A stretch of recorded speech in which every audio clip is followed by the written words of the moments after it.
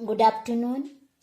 तो आज का जो हमारा विषय है वह है भाषा शिक्षण में क्रियात्मक अनुसंधान, जो डीएलएड सेकेंड ईयर के लिए लगा है। इसका हम अर्थ, परिभाषा और क्षेत्र के बारे में समझेंगे।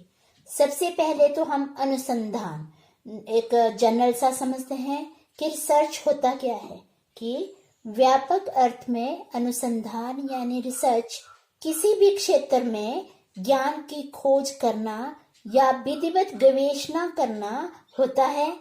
वैज्ञानिक अनुसंधान में वैज्ञानिक विधि का सहारा लेते हुए जिज्ञासा का समाधान की कोशिश की जाती है। शोध अंग्रेजी शब्द रिसर्च का पर्याय है, किंतु इसका अर्थ पुनः खोज नहीं है, अपितु गहन खोज है। इसकी हम परिभाषा समझते हैं कि ज्ञान की किसी भी शाखा में नवीन तथ्यों की खोज के लिए सावधानी पूर्वक किए गए अन्वेषण या जांच पड़ताल को शोध की संज्ञा दी जाती है। यह है advanced learner dictionary of current English. दूसरा है रेडमैन और मोरी के अनुसार, उन्होंने अपनी पुस्तक द रोमांस ऑफ रिसर्च में शोध का अर्थ स्पष्ट करते हुए लिखा है कि नवीन ज्ञान की प्राप्ति के व्यवस्थित प्रयत्न को हम शोध कहते हैं।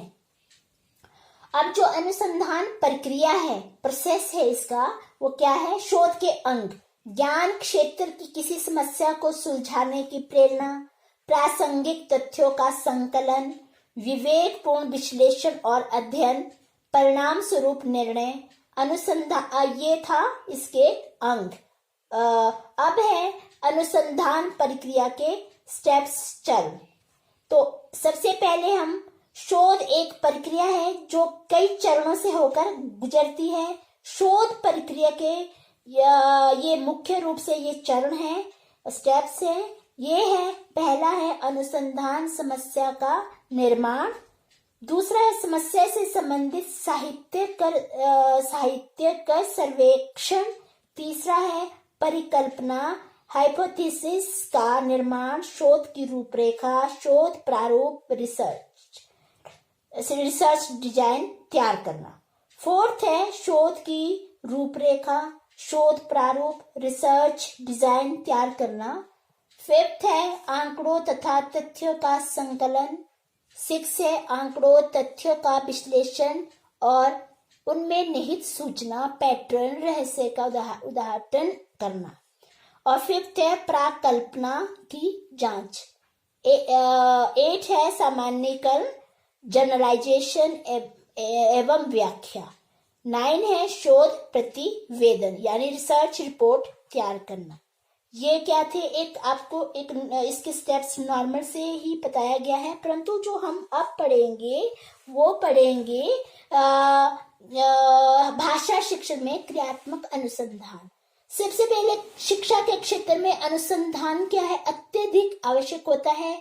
शिक्षा की प्रगति, देश, मानव समाज की प्रगति के लिए अनुसंधान का अपना ही एक महत्व होता है। शिक्षा के क्षेत्र में अनुसंधान से अभिप्राय है कि शिक्षा संबंधी समस्याओं का विधिवत, वस्तुनिष्ठ ढंग से क्रमबद्ध अध्ययन करना। अब जो शिक्षण में हम क्रियात्मक अनुसंधान मुख्य रूप से विद्यालय की गतिविधियां एवं क्रियाकलापों में अपेक्षित विकास एवं सुधार लाने के निमित्त एवं नई हलचल के रूप में उपस्थित हुआ है। इसके द्वारा अभ्यासकर्ताओं, शिक्षकों, निरीक्षकों, प्रधानाचार्यों तथा प्रबंधकों की कार्य प्रणाली को उन्नतिशील बनाया जाता है। हिंदी शिक्षण में भी क्रियात्मक शोध का अत्यंत उपयोगी है।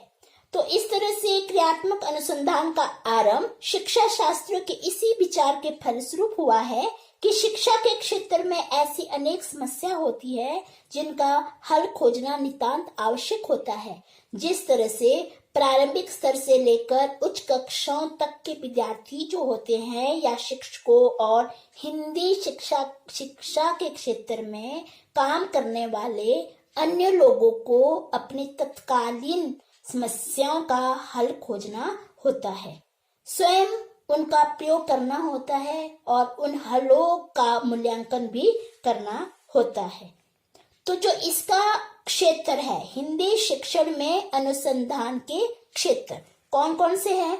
सबसे पहले तो हिंदी भाषा की एक आधारभूत शब्दावली का निर्माण करना, जो कि प्रारंभिक कक्षाओं के विद्यार्थियों के लिए अत्यधिक उपयोगी हो।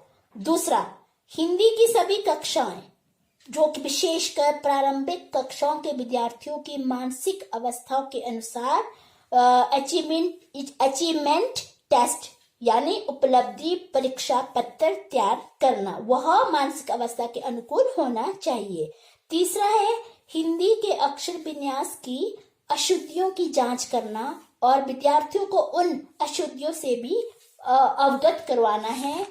और उसके बाद आता है कि हिंदी की व्याकरण संबंधी अशुद्धियों की जांच करना, ताकि विद्यार्थी व्याकरण सम्मत हिंदी भाषा का प्रयोग कर सके। यहाँ पे हिंदी की व्याकरण समेत जो भी अशुद्धियां होती है उसकी जांच भी करवाई जा सकती है। और हिंदी की व्याकरण शिक्षण प्रणालियों की जांच करना और उनका तुलनात्मक अध्ययन करना।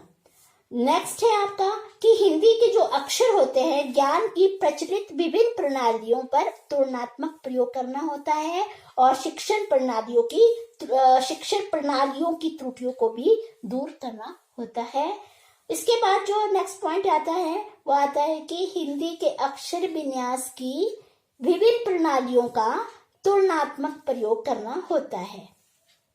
उसके बाद आता है कि जो हिंदी है हमारी लिपि की विभिन्न विधियों का तुलनात्मक प्रयोग करना।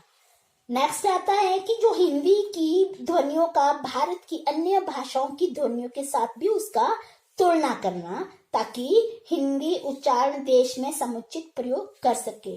क्योंकि जो और भारत की अनेक भाषा हैं, तो हिंदी की ध्वनियों का और अन्य भाषाओं की ध्वनियों के साथ भी इसकी तुलना करना होता है।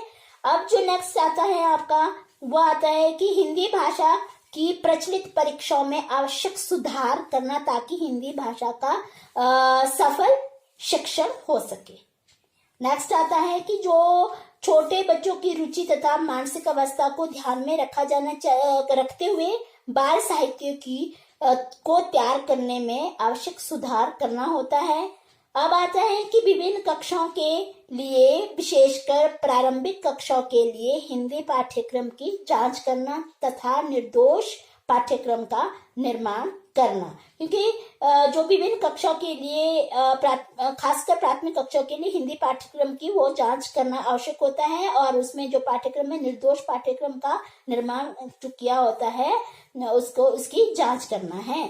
अब है नेक्स्ट पॉइंट आता है कि जो साप्ताहिक समय विभाग चक्र यानी टाइम टेबल में हिंदी भाषा शिक्षण का उचित स्थान निर्धारित किया जाना चाहिए, और हिंदी शिक्षण के विभिन्न साधनों की जांच करना और उसमें आवश्यक सुधार करना। तो नेक्स्ट है आपका कि जो हिंदी के शिक्षकों की भी जांच करना और उन्हें उचित प्रशिक्षण देना तथा उनकी नियुक्ति तथा उनके वेतन से जुड़ी समस्या का समाधान करना। और लास्ट है जो आपका क्षेत्र है वह है विभिन्न शिक्षण पद्धतियों का मूल्यांकन करते समय उपयोगी बाल साहित्य, किशोर साहित्यों का निर्माण करना। तो अब पढ़ते हैं हिंदी शिक्षण में अनुसंधान के विभिन्न क्षेत्रों में निम्नलिखित विभाजन भी किए गए हैं। तो सबसे पहले है कलेक्शन ऑफ डॉक्यूमेंट्स, मसविदा संकलन, जिसको संग्रह संकलन भी कहा जाता है। इनमें से कौन कौन से आते हैं वो सबसे पहले आता है कि विभिन्न विद्यालयों तथा शिक्षा बोर्डों में हिंदी शिक्षण की वर्तमान व्यवस्था। दूसरा आता है कि जो प्रशिक्षण महाविद्यालयों में हिंदी शिक्षकों के प्रशिक्षण की वर्तमान व्यवस्था। तीसरा आता है कि विभिन्न आयोगों की सिफारिशों का संकलन। नेक्स्ट आता है कि हिंदी के संबंध में संविधान। नेक्स्ट आता है विभिन्न राज्यों में हिंदी के संबंध में अधिनियम। ये किसमें आता है? Collection of documents. दूसरा है उद्देश्य निर्धारण। इसमें क्या क्या उद्देश्य होने चाहिए, क्या निर्धारण किए जाने चाहिए उद्देश्य में? सबसे पहले मातृभाषा के रूप में हिंदी शिक्षण के उद्देश्य तथा अधिगम अनुभव। दूसरा अन्य भाषा के रूप में। तीसरा है हिंदी भाषा तथा क्षेत्रीय भाषा तथा अंग्रेजी भाषा की तुलना। अब आता है तीसरा, जो आपका आता है शिक्षण सामग्री। इसमें किस चीज का ध्यान रखा जाना चाहिए कि मौखिक कार्य, वचन, व्याकरण तथा रचना के लिए पाठ्य पुस्तकें आदि से संबंधित शिक्षण सामग्री तैयार करना। अब जो दूसरा है निर्देशन पुस्तिकाओं के संबंध में शोध करना, ये क्या था, शिक्षण सामग्री। अब आता है कि जो शिक्षण विधियों जैसे भाषा के अंग कौन कौन से हैं, उच्चारण है, लिपि है, वाचन है, वाचन भाषा के इन अंगों के लिए उचित शिक्षण विधियां तैयार करना, व्याकरण है, कविता है और रचना है। तो कल बच्चों हम पढ़ेंगे हिंदी भाषा शिक्षण में क्रियात्मक अनुसंधान के विभिन्न विधियां। Thank you.